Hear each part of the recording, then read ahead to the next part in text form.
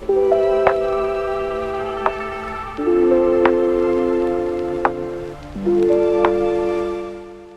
folks, welcome to another edition of the Skift podcast. This is a special series that I am doing called How I Travel, which is a potential long-term series, but for now I'm starting with internally me interviewing people in the Skift ecosystem, people who I would consider connoisseurs of travel, super travelers if you will, and their personal philosophies on different parts of the travel ecosystem from a consumer, from a traveler perspective. How do you choose a destination? How do you choose an airline? What do you do at the airport? How do you pack? What are your first things you do in a destination? How do you navigate the language barriers? What are the apps that you use? How do you find new places? So very detailed personal philosophies on different types of travel that these travelers, expert travelers do. And so I wanted to start the first interview with somebody that I've admired for many, many years, has been a long-time Skift friend, a Skift contributor, Colin Nagy. I think many of you know him. He's been writing a Skift column for pretty much all of the Skift life in the last decade at least, and has written about all types of things and is probably the most closest to the traveler, philosopher, traveler muse that I've seen. And this interview that you will hear now is probably one of the best interviews around this personal philosophy that you would have ever heard. That's a big claim, but I think by the end of this pretty detailed interview, I think you will agree. So this is the first episode. I'm going to roll out a few more episodes with the Skift people, and maybe it gets expanded into a larger series outside of Skift as well in 2025. So as you're enjoying your holidays, enjoy this episode and the few episodes that will come post this. So here you go.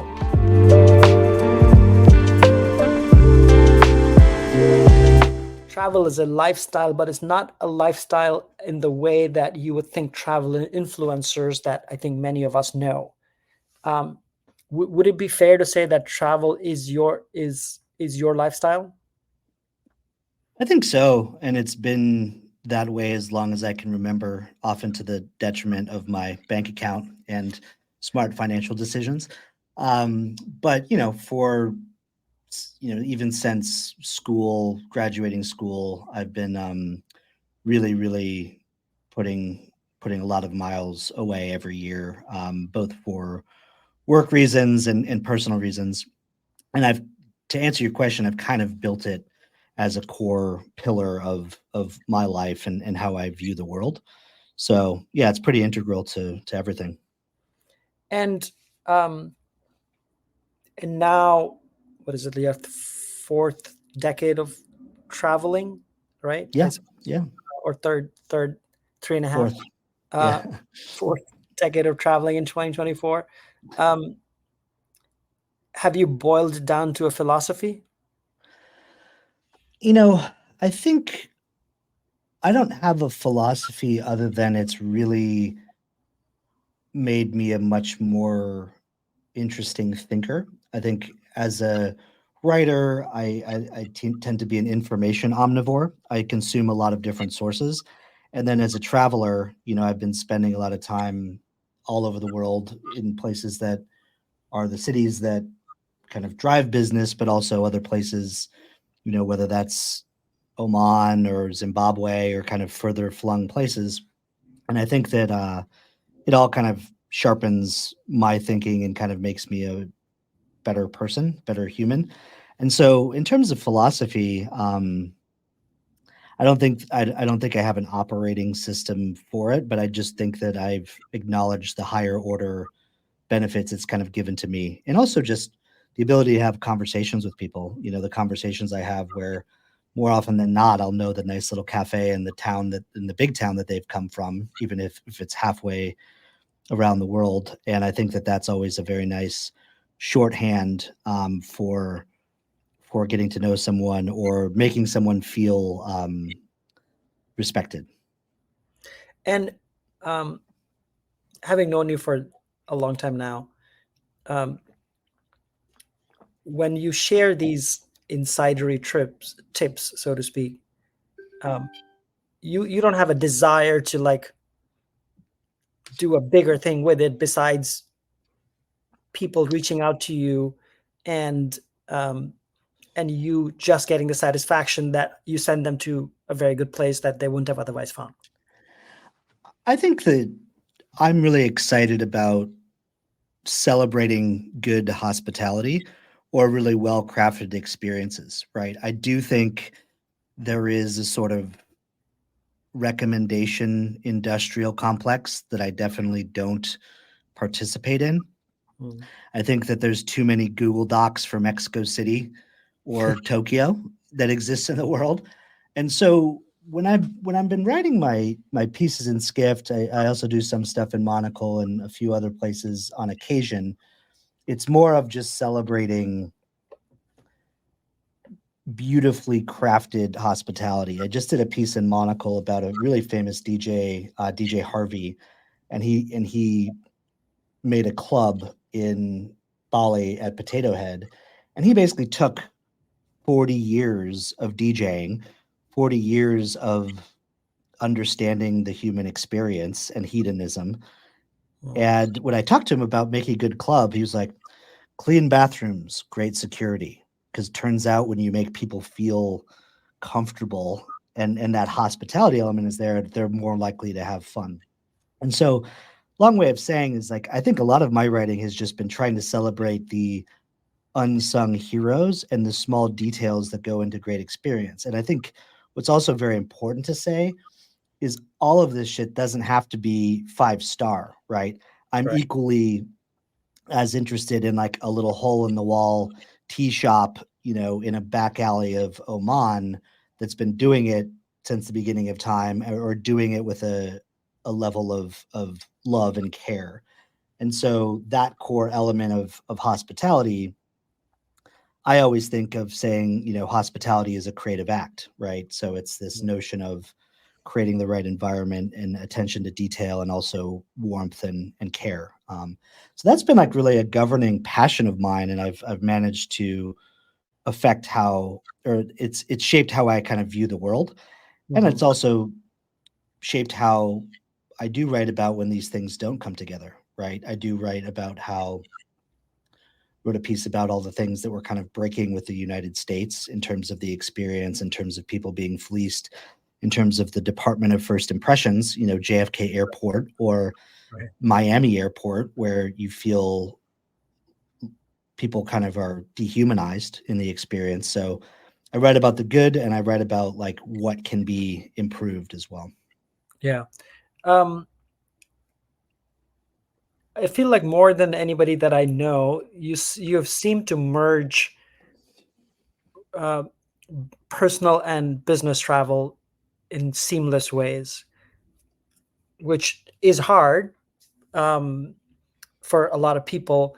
When generally people, when you talk to non-industry people, they're usually talking about their personal travels, but it seems like you've been able to merge both seamlessly. Or is that um, how do you how do I you think that the difficult thing for me with a lot of the business travel is it's often at sort of breakneck speeds, right?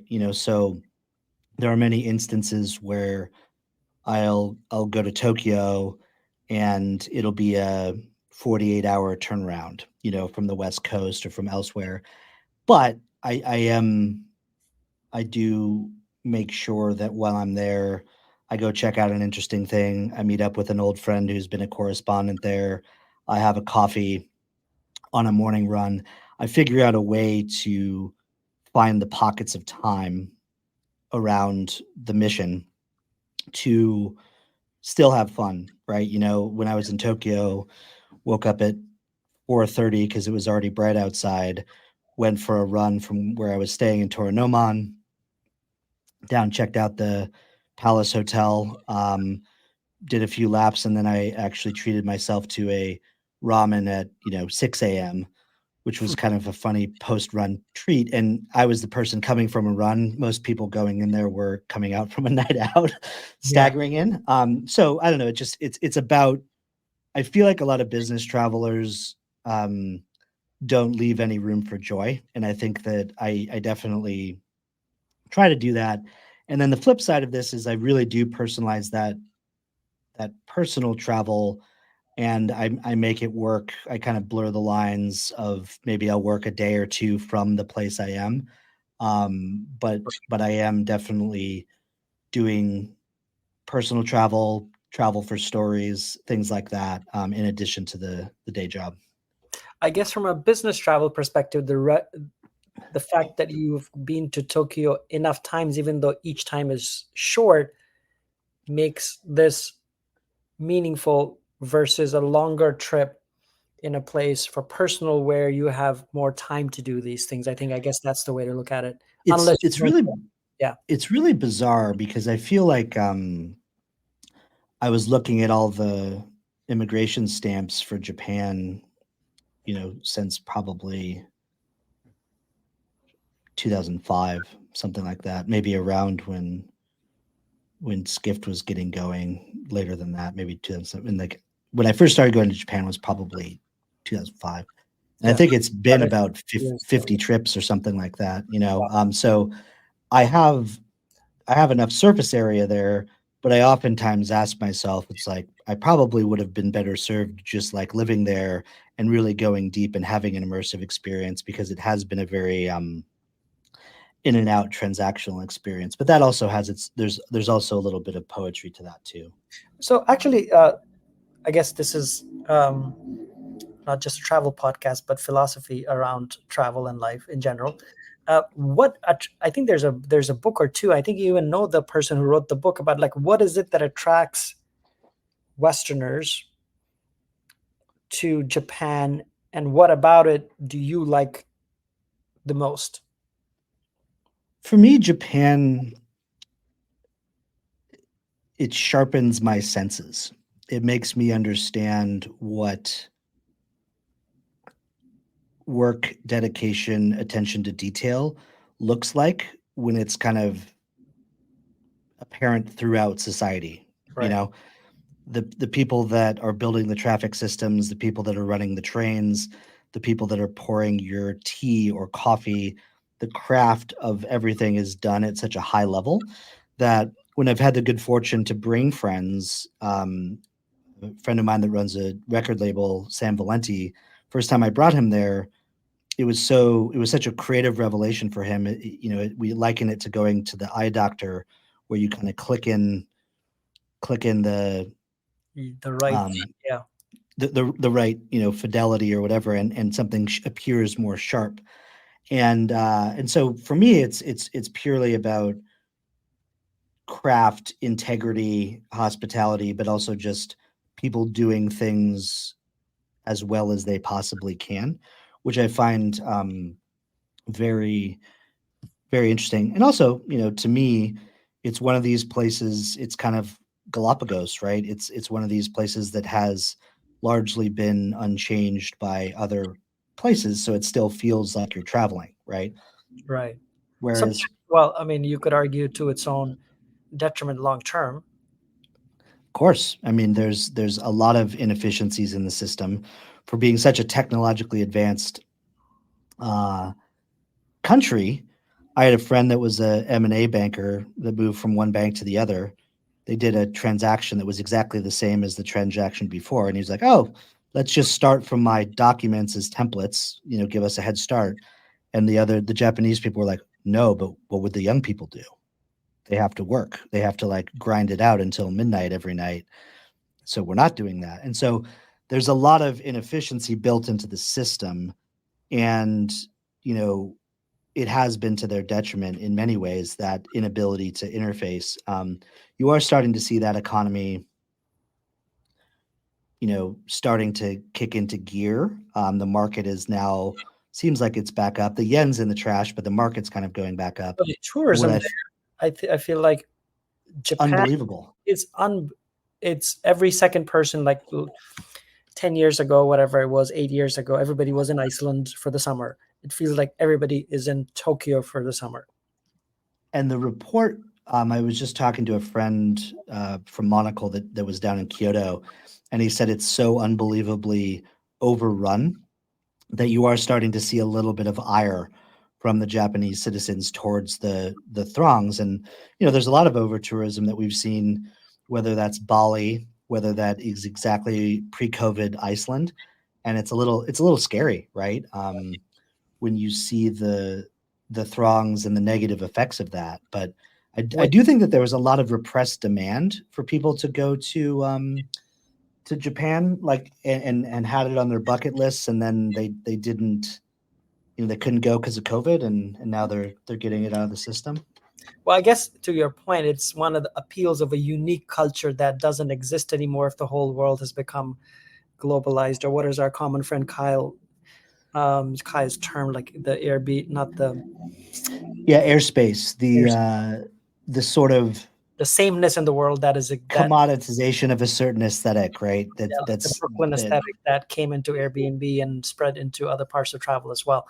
Um, how do you choose your outside of business? Obviously, you go for business for work, um, so you know the destination. How do you choose and how do you choose to repeat? Because you also, I understand, you like to go back to a lot of places. Um, how do you choose destinations?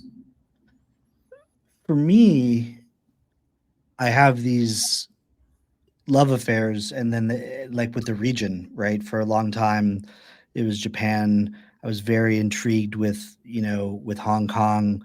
I kind of fell in love with Thailand. I've had a very, very Middle East focused, past 10 years, a lot of time in that area. And then also just kind of a phase where I was just going to Africa all the time. So I think what happens is like you get transfixed with, if not a city, then a region, Yeah, and kind of go back and go back.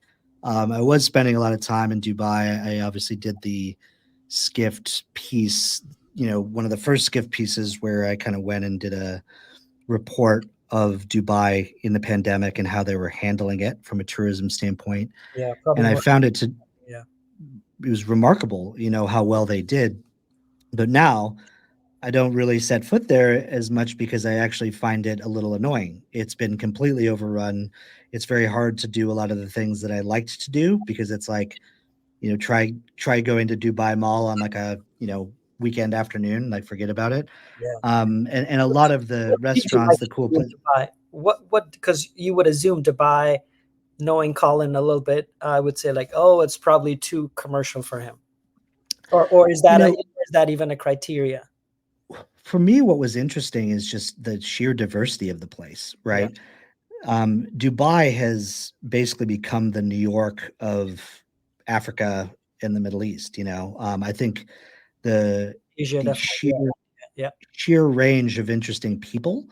I mean, it's obviously like a sunny place for shady people, but there's a lot of people trying to live out their dream as yeah, an entrepreneur, or their dream is just someone that is has moved from a place where they had no opportunity to like at least being able to send money home. And so it's very interesting because my parents moved from, Midland, Michigan to California in 1981, kind of right after I was born, maybe 1982.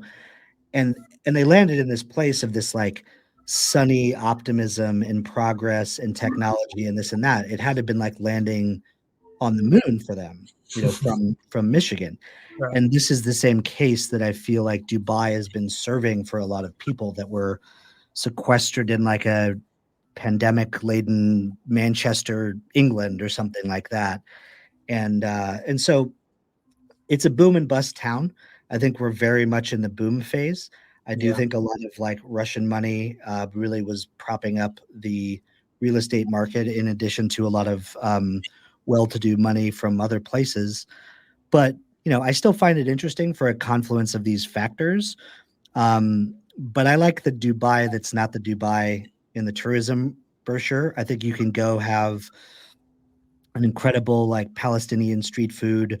You can go down the wormhole of incredible Pakistani food or Indian food. You can get really deep when you get outside of the Nobus and the kind of chain glitz sort of caricature. yeah, And it's just a city of intrigue. It's a city. It's a hub city. It's a crossroads city. So I find it to be cool.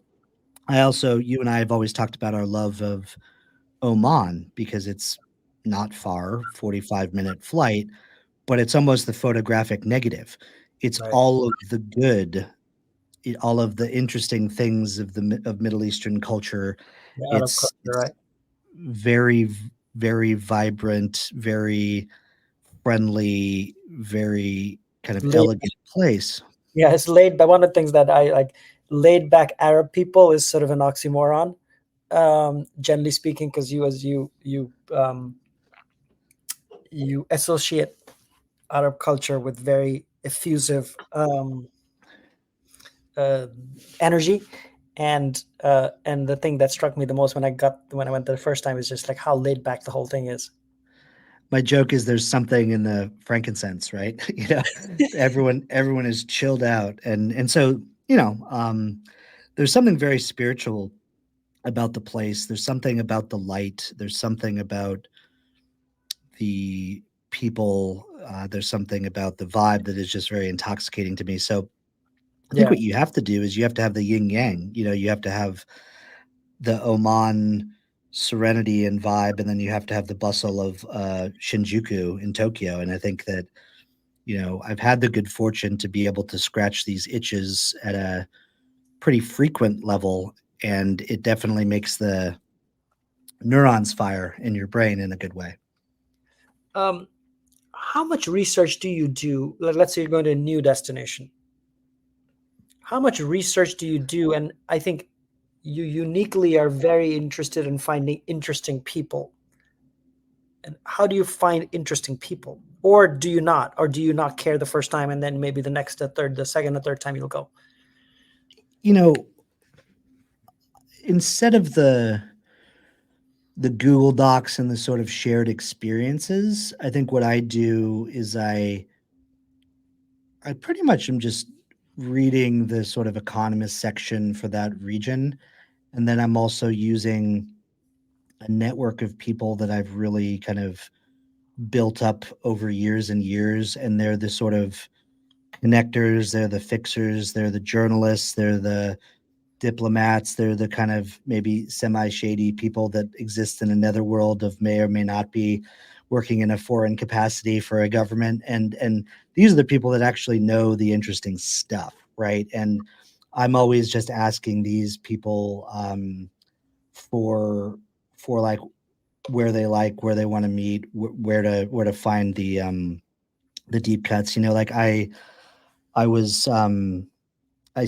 saw Fiona Wilson from Monocle for a coffee, and she just brought me to like a very interesting little side street bolt hole, and we had a nice little walk. And these people that are the hyper connectors and have the deep subject matter expert, I think that the key is almost like living life through a journalistic lens Yeah. is just the best way to live life, because it's a lens of Curiosity, uh, certainly.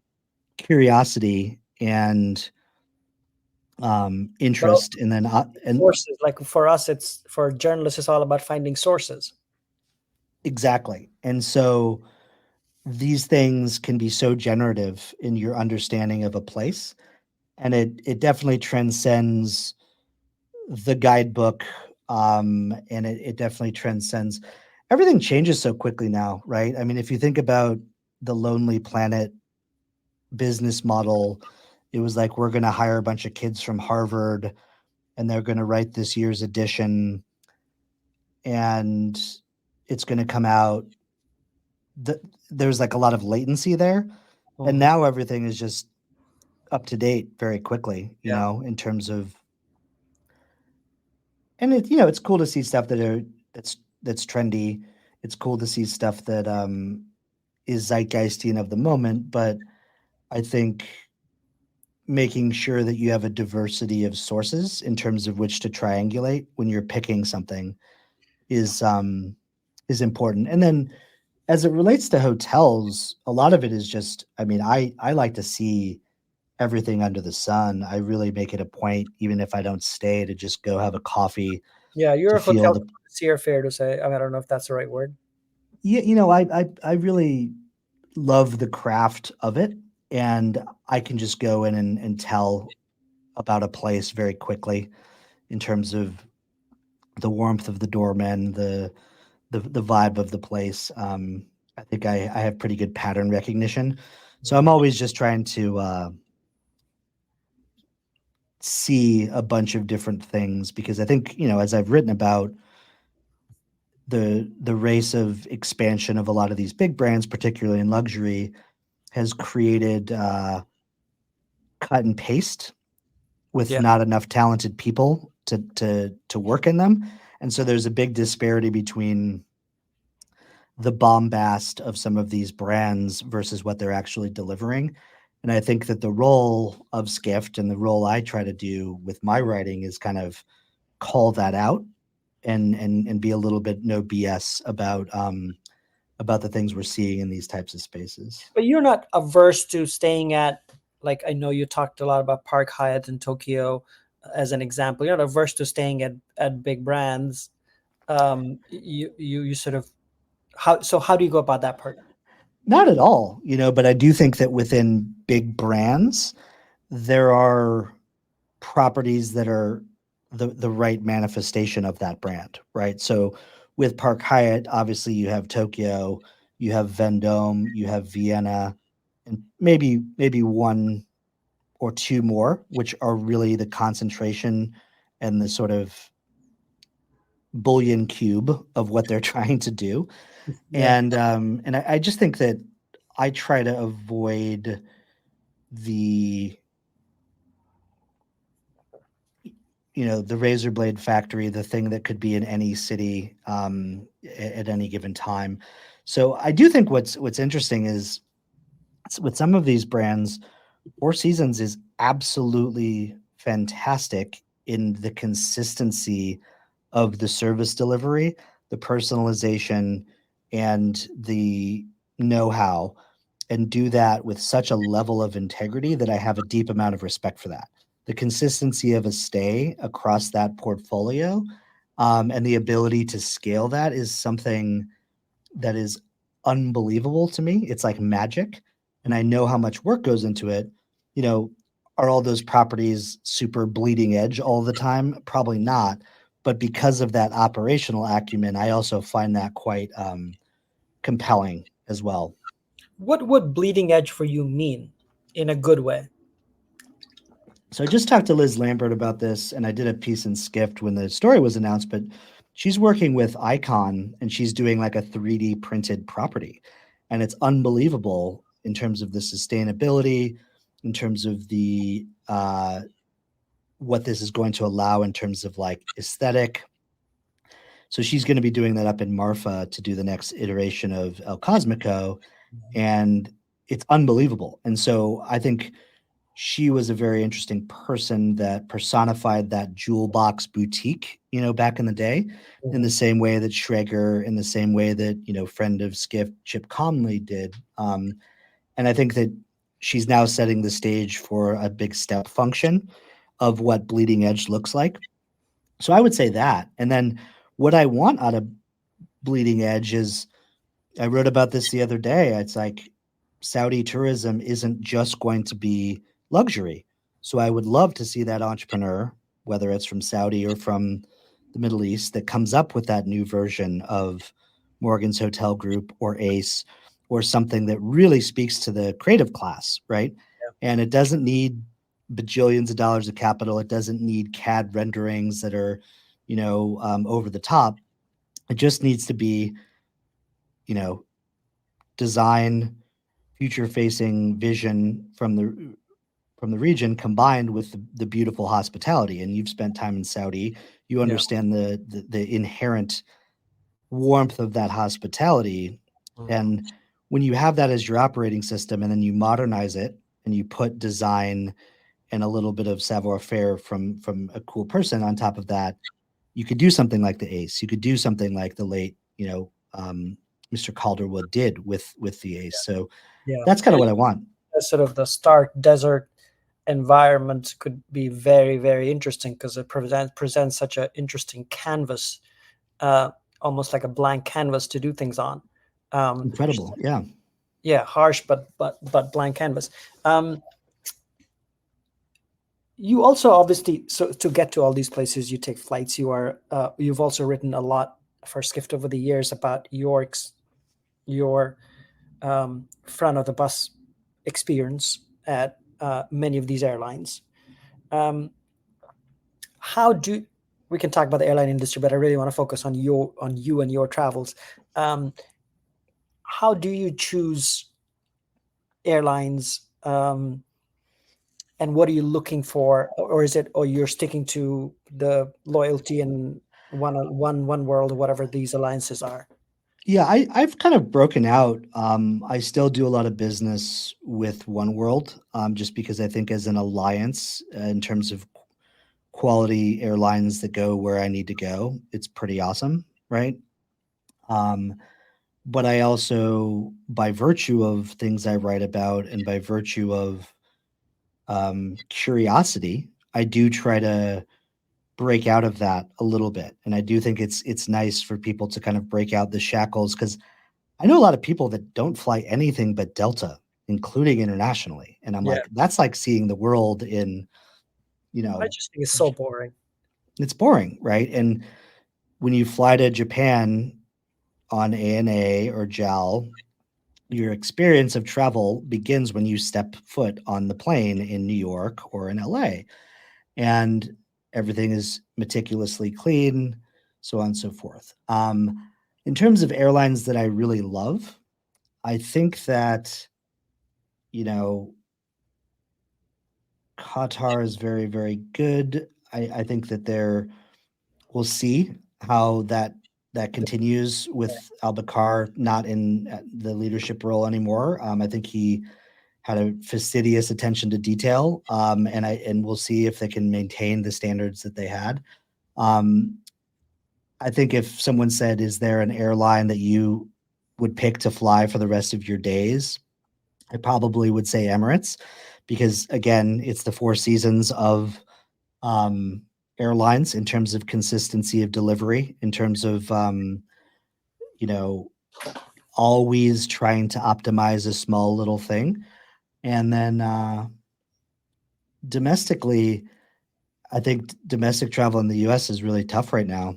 I think the only thing that really stands out is I think JetBlue Mint is a very nice product. I Yeah, think everything else is just a gigantic ripoff in terms of what they're charging you even relative Delta, to what you you're would say? getting.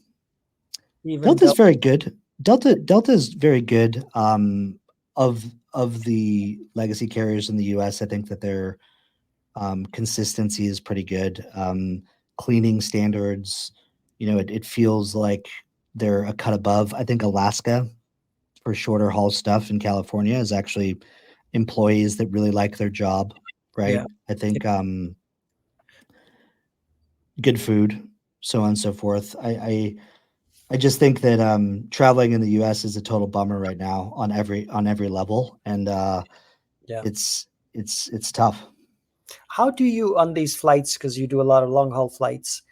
Um, do you have a do you have a sense of how you navigate these long flights? Like what are you looking forward to in the flight itself?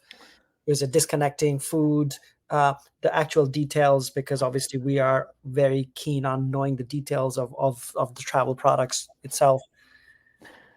I think for me, for a long time, I had this like no internet policy on long haul flights, Mhm. where I would just like use that as a time to read the back issues of the New Yorker, to really use it as a respite. And I think that just kind of caught up with me in terms of like the Yeah, pace of work didn't work with that. I mean, I think that was probably early career with the no internet. But for now, I drink as much water as I possibly can. I bring electrolytes. I bring a lot of print reading material to the complaint of my lower back, and I just work my way through that. And then try to sleep as much as I can. I feel like the sleep plus hydration is the biggest thing. And yeah, for me, it's and I've written about this. A lot of this long haul is it's more of an endurance event, right? And so if you need to function, you can't be going on and having the steak and having the three glasses of wine. you're actually thinking about this as more of a endurance event, and people are shocked when I tell them that often when I get home from Dubai to LA or whatever, I'll go get an IV. I'll go literally just go get an IV, $100 or something, but it takes 3 days off the jet lag, and it actually Really? makes you be Yeah, I able heard to that from other function. people. I know it's some people. I mean, I guess they're IV. What is it, like an IV clinic? There's a clinic, it started to be a lot more prevalent. Not only it started out in Vegas for like, whoops, I drank too much in like the bachelor party or whatever, but now it's more from like a biohacker sort of Andrew Huberman core. Yeah, So you know, I do feel that I have moved from this as a decadent act to this as an enabling act that will help me function with things that I have to do. I have to try Um, that. I do a lot of long haul as well. yeah, it does help, and also just try not to eat a mega meal and just hydrate as much. I think you'll So your feel a lot more relationship with crisp. airline food, which gets written about a bunch, your relationship with airline food is what you avoid if you can. I'll try to avoid, but if it's really good, I think that Qatar does a very nice, like all their Indian food is always very good. So I will do like a vegetarian Indian meal, and it's always 10 out of 10. But another sort of products, it's like I fly United on Sunday to London, and I'll probably just have something light before I go and Yeah, just try to sleep the whole way.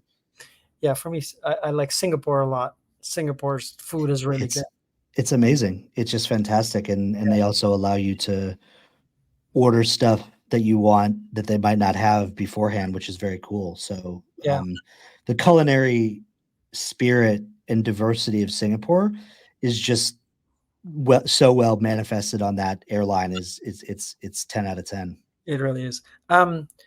Your airport. I mean, you've also written about airport for us many times. You've been to probably more airports than anybody I know personally. Um, your airport navigation strategy, is there one? I mean, obviously domestic different than international, but how do you, and your home airport these days is, I guess, LAX. um, the new LAX I heard is much better. I've not been in many years. So how do you think about airports and efficiency and your own philosophy there? I probably will give myself a little bit more time, because it's a variable that's outside of control. I feel I love airports where there's like a direct rail link, where you don't have to chance traffic and all of that. LAX now has something called PS, which is pretty cool. I don't use it that Yeah, often, but I use it for a special occasion. That is just an absolutely incredible product because you show up to a separate terminal, you chill in a lounge, they drive you to the plane. It's a treat for me. It's certainly not a regular occurrence, but if I were the CEO of a company flying to the US on Emirates, sitting in the front of the plane, and I didn't hold a US passport, there is no way that I would not use that product mm, because it basically guarantees you a direct line to a friendly customs and immigration officer, and you are out of there in like 15 minutes, as opposed to the Russian roulette of arriving at an American airport. yeah, As someone that could start a new business here, could bring their business of 50,000 here, could invest here, you're treated as if you're like a suspect, and I just think it's like kind of ridiculous. So those types of things. PS is very interesting. And then do you, I love, I know you like lounges, and you've also written about lounges. I mean, meaning, I don't know if you like lounges, like is a blanket statement, but you've been to a lot of lounges. What are your favorites? I think that Cathay Pacific, even though they've had a hard time with their business, obviously pre-COVID and COVID, the lounges were designed by Ilsa Crawford. They are a perfect manifestation of the brand. perfect manifestation of the hospitality, down to like the noodle bars and things like that. The design is incredible. So when I'm looking at a lounge, it really is, how is this brand communicating their brand in a really vivid 3D way to me, And so Mhm. Swiss does this very, very well with their lounges. There's oftentimes like balconies where you can walk out in like the crisp air and like look at the mountains from the lounge. Like there's elements of a brand that need to be manifested in a nice lounge. And I think that when that's done well, it's quite good.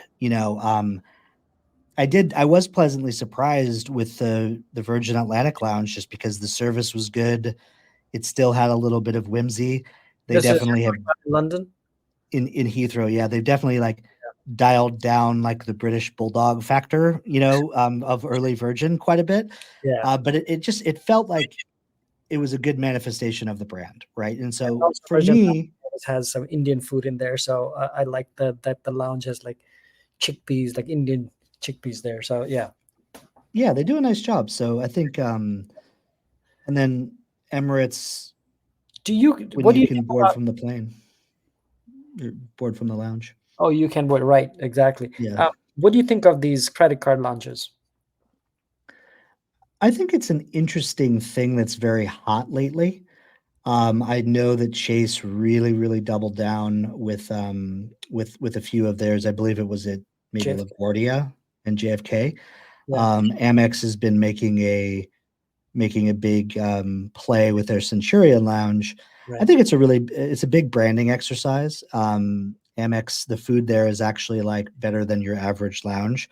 But as we've been seeing, sometimes I would kind of skip all of these things because they would be so crowded that it's just completely not enjoyable, right? So it's like it the snake almost started eating its own tail with some of the lounges, especially with the immediately after COVID, where it was like trying to get into like a Berlin nightclub, to get into like the Sky Club at Kennedy. It's like it's not that cool, guys. It's like you can get some mint water and have a little snack, but Yeah. Um, do you try, like, if you're going for business, obviously, I'm guessing you're, or even for leisure, well, actually both. Do you think about like an entry time into a city? Do you care?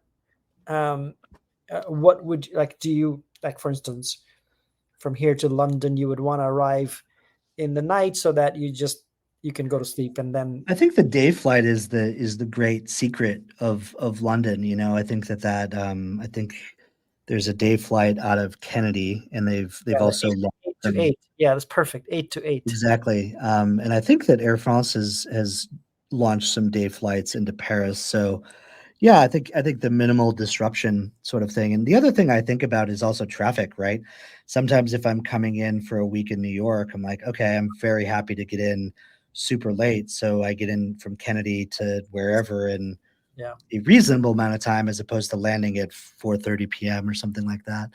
And then what I kind of love is, and this, from your family and your travels there, is like I love some of these weird ass departures from like India, where you're like that'll be a 2:30 a.m. departure Oh my God, we can because have you're a in whole this discussion. you're Yeah, in this liminal state, it right? And really is a liminal like netherworld where yeah, you're half asleep and like kids are crying, and this is India, so like it is a little bit less chaotic, but it's still India, and and like everything to eat, even though you don't want to eat anything, there's so much great Indian food, and you're saying like I should have this food because exactly. I'm leaving India. I would not have this food again for a while, and so such a strange. It's a communal weird vibe that we're all sharing, and I've always kind of liked that. Yeah, Yeah, I don't know. I also like the weird terminals. Some, there's I think it's two at Dubai that flies into Afghanistan and Iraq and weird little cities serviced by Fly Dubai. in But part for people like watching, places. Yeah, that's the best, yeah, it right? really is the best. When you land in a new city, how do you typically get around? Is it, I mean, at this point Uber has taken over in general, so, or do you, as you said, I guess you do you also try and take local transport? You know, when I get into Heathrow on Monday morning, I'll just take the Heathrow Express. Hong Kong, obviously, I'll take the train. I'll try to do the thing that is the minimal amount of friction. Um, and then I think that the other thing that is nice, and it's not really a decadent thing, but it's just like a relationship, a long-standing relationship with a driver that you trust, right? So the Um, driver that I like in Japan, um, I met a long time ago, and he's amazing, and he's no longer driving, but he's like, "Hey, anytime you come, I'll still drive you." Like uh, it's like he's like honor bound to sort of, and I just kind of like it because I love catching up with him. He spent a lot of time in Australia, so his English is fluent, and he's this very like worldly Japanese guy. But I love the notion of having a driver that you know in a place that you have a relationship with, um, both from a safety standpoint, but also just kind of a familiarity standpoint, you know, yeah, and that can be quite nice. But I will say that the Grabs, the Ubers, all of those things are make life a lot easier as well. it makes so much easier. Do you if you make new acquaintances, friends is probably too strong a term. Maybe you'll make, because it'll be hard to make a friend in like 2 days, 3 days, 5 days even. Do you stay in touch? Like what I've done in the past is, okay, you used to get, and this was back when I was using Facebook. You'd get connected on Facebook, and that was the end of that connection, and you really never really followed up, even though you thought you would. Um, Maybe it's LinkedIn, but that doesn't happen anymore. That maybe happens on business, but that's because of work. Um, do you stay in touch with these folks? You know, I think that WhatsApp has just been the connective tissue with like international travel to stay in touch with people. That's a great And point. sometimes I'll flip back or I'll use the keyword of something or I'll leave it in the notes of the contacts or something like that because that to me is my touch point of staying in touch with people more so than Instagram, more so than Facebook, more so than things like that. I feel like WhatsApp is the way. Yeah, I these do days. stay I do stay in touch. Although I do think I could probably be a little bit better with the CRM of stuff like that because there are cities I go to where I'm like, "Oh, I have like a spare second. Who should I eat?" Like, Yeah, so I think that that's something I've always wanted to improve about myself is being a little bit more fastidious with like the sort of relationship CRM. There is some software that helps with that. There's one called Dex. There's like a few things, but I think that is capital, right? Especially for journalism, especially for business. And sometimes I feel cash like I in later in life, or just friends at that point, at some point. absolutely, yeah. And so it's inspiration, it's good vibes, it's where to get a good cup of coffee, as well as potential opportunities for cool stuff. So I What probably about should optimize that. what about social media? How much do you share? I You don't or because I think I probably would come off as like an absolute nitwit, and I don't like performative social media sharing because I think I'm very privileged to be able to be in these places and to experience them. And so, oftentimes, maybe I'll use close friends on Instagram a little bit, but maybe I'll kind of keep it to friends and family. But I don't, I do think the ways that the younger people are using things like Instagram is much more private, it's much more ephemeral, it's much more lightweight. It's not the perfect Maldives photo on the feed. And so it is kind of funny because I see so many people, millennials, people that are in the travel business that are just like using Instagram in this very performative way. And I feel like it's you know, a little dangerous. And I'm not saying that like I post things every once in a while, largely because I thought it was interesting or architecturally beautiful or yada yada. Um, but I do think that the cachet or the dunking on other people because you're at this cool place is just like a little cringe. And so I think I'm probably more private with the the sharing, and that might just be a result of being more private as I get older. But yeah, I think that's probably a mix of that plus like the evolution of where social media is today, in yeah. terms of people gravitating more towards private communities, or at least more restricted communities. Um, Even though obviously, Twitter and Facebook and others, and Facebook is a closed group, um, continue to thrive. Instagram is obviously more a mass. Um, so I feel like similar. For me, it's interesting. My wife and I went to Senegal 2 years ago, and we went because Bourdain did an episode like 5 years ago, 6 years ago before he died, and we were so taken by the food and the culture that we went. And it's interesting. Sometimes, like for instance, I documented that pretty closely on Twitter, not Facebook because I don't use Facebook that much, but obviously not LinkedIn because it's more work. Even though I did post some stuff about like tour guides and stuff, and people resonated, and I feel like when done well without being in the influencing game, the feedback mechanism, which is obviously what social media is built on, but the best version of that feedback mechanism does actually inspire you. And again, as a journalist, as a former journalist, you always have an eye for like what's interesting and how would I story tell this. And so for me, through a photo in this case, and for me, that's been the most, like, that was such a rewarding part of my trip, because I felt like, okay, I'm also exposing people to a culture that they wouldn't have otherwise understood. And as a And Muslim, you have an incredible, like, there's a strategy behind what you're doing, right? You're yeah, putting someone on to an incredible guide. You're putting someone on to a destination because, you have the weight of the business behind it. And so I think you can use a lot of that for incredible good in the spirit of like a Bourdain where it's like putting people on, right? So I think that's like 1,000% the right spirit. And I love this thing that he used to do, by the way, to find the best places to eat, is he'd go on like the popular message boards and be like, I hear that X is the best in town. And everyone's like, no, you're an idiot. It's actually Y. And he's like, bingo, that's what I want. That's yeah. the thing that I want to go to is the Y. What I mean, since you and I have, maybe you more than I, what does the world miss with Bourdain not being here? I think it's just the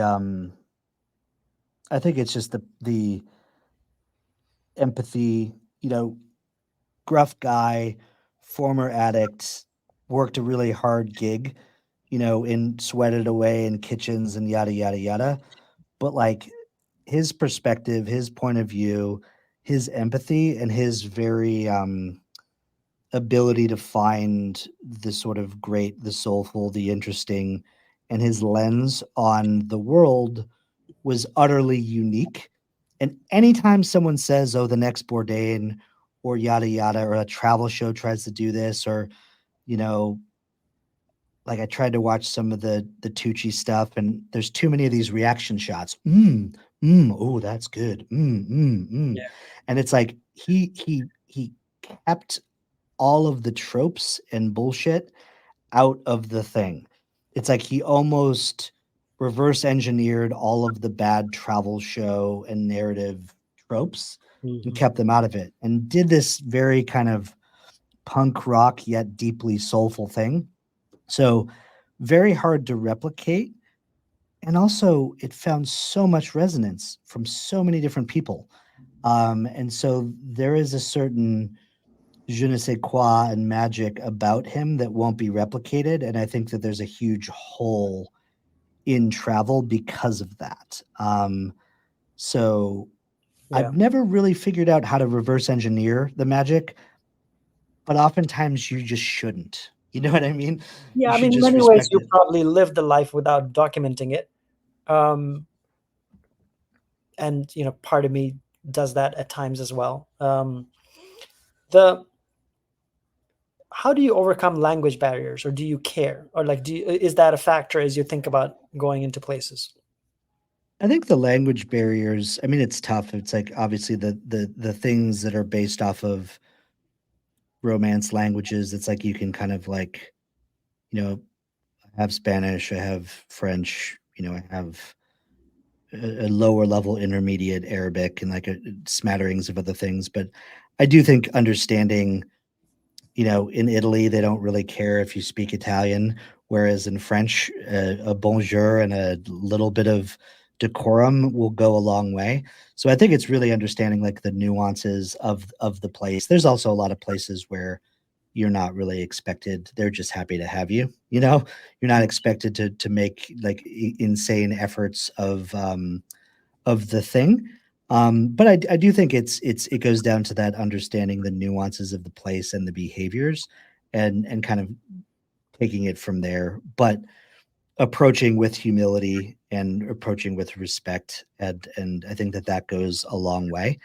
Um, Do you and use then translation apps? I use it in some places if I'm trying to buy something and I don't know what it is. Like I love these Japanese convenience stores, and I'm like, these look like hangover remedies. I wonder what the benefits are, and then I'll use the Google Lens feature to figure out what it is. Um, but I think I think the mysteries and the lost in translation things are kind of the The fun. point. And I think that if you went to a place and you were automatically able to see everything in your native language using your AR lenses, it might take some of the intrigue out of it in a way. What's the one city in the planet that sort of encapsulates everything for you, where you could also, I guess, live? I mean, I know you mentioned Tokyo.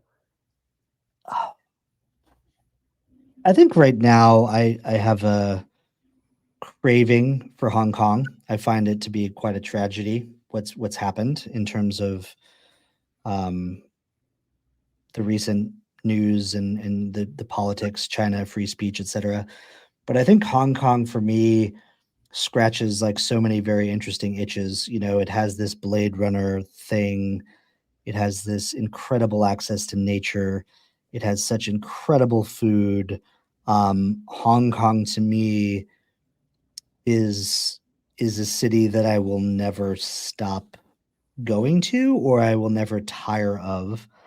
It is a bummer with the recent sort of political developments, but if we remove those, What I would about say Hong Kong has to be up there pretty high. Istanbul? Istanbul has the same juice, so does Tbilisi, where you have this sort of confluences of history, confluences of different cultural, spiritual operating systems kind of smashing up against each other.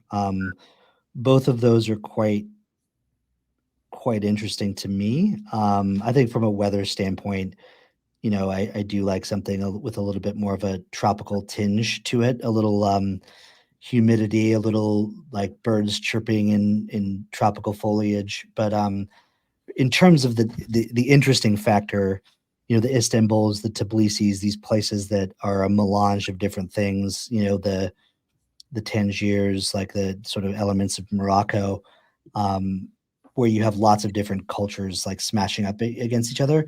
That Yeah, always just makes for interesting, and that also makes for intrigue. yeah. Um, I want to start closing these threads. There's so much we could talk for days on this. Um, one of the things that I wanted to talk to people about is packing and unpacking strategies, if you will, or packing thing. I guess we're coming to the end of it, but this may be the right way to end it anyway. Um, you're packing and unpacking and your luggage, and I know people are very particular about, or at least avid travelers are. I really have um, subscribed to just super minimalism, carry on only sort of thing. But I'm breaking that on Sunday because there was a couple suits I wanted to bring, a couple pairs of shoes. So I actually am going to check something on for about a week's trip. But generally speaking, I like to be kind of unencumbered with things, and there's a reason why laundry exists. And oftentimes, sometimes I won't even use the hotel laundry. I'll just be like, hey, I'm dropping it off at a place around the corner because I don't want to spend $200 to have my laundry done. Yeah. So being as unencumbered as possible, I have a Remova Cabin Plus and then a little Porter tote that fits a laptop that kind of slides onto that and pretty easily navigable. And I think if you make that work with the right kind of combinations of things, you can go a long way. So that's kind of been my operating system. What about you and I did a podcast last year on souvenirs and travel. What is your personal shopping to bring back philosophy, I guess? I like a really interesting piece of, you know, piece of art, a map, a figurine. I have some really beautiful like volcanic something made out of volcanic rock from Bali.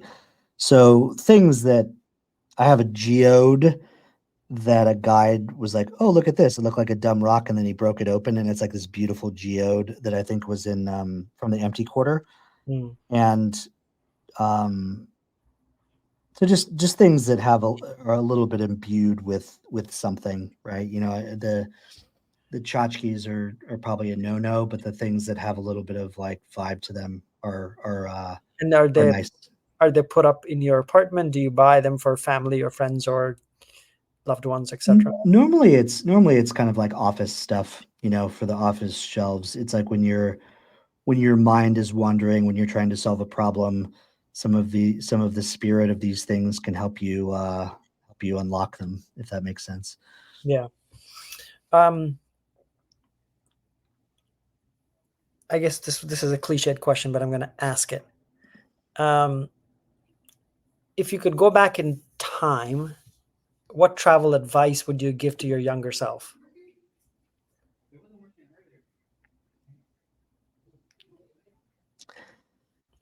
Probably go to Africa earlier. I think I waited way too long because it just seemed like so big, so expansive. Um, lots of friction, lots Yeah. of unknowns. And I think that go to Africa earlier would probably be my answer for a lot of reasons, both the nature, the people, and the importance. So that would be it. Don't sleep on that. Don't wait for that to be a special occasion. And I would also say the same thing if anyone asked me that question. It's go to Africa earlier.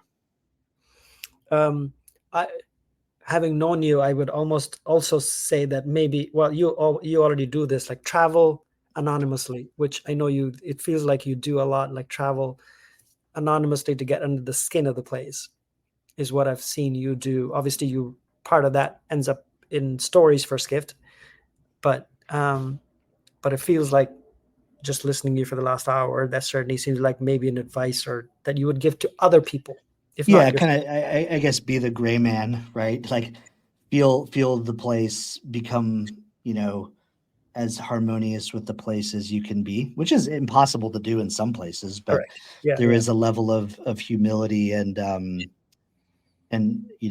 respect. I think that a good traveler personifies, right? yeah. Well, let's end it there. I think there's probably going to be a part two and part three of this at some point with you, Cool. um, because I think that obviously there's so much to talk about with you on travel, Yeah. and thank you again. And Yeah, this was such a pleasure. I'm gonna hop to my next call, which will be a lot less interesting than this, but I'm really thankful that you invited me, and I'm very honored that you invited me to do this. So thank that you. was fun.